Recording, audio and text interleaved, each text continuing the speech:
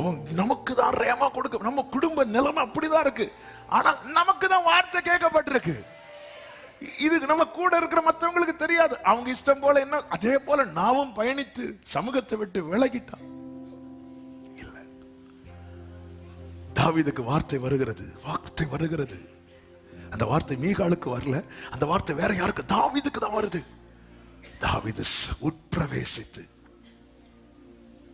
நானே மாத்திரம் ஆண்டவரே சமூகத்துல வார்த்தை உடையவன் பாதாளத்தில் படுக்கை போட்டாலும் அங்கேயும் கை பிடிக்கணும், பிடிக்கணும், பிடிக்கணும்.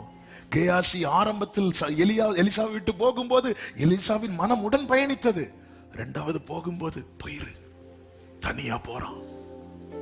இருக்கக்கூடாது. ஆண்டவரே எங்க போனாலும் என் கூட நீங்க இருக்கணும், என்ன மறக்காதீங்க.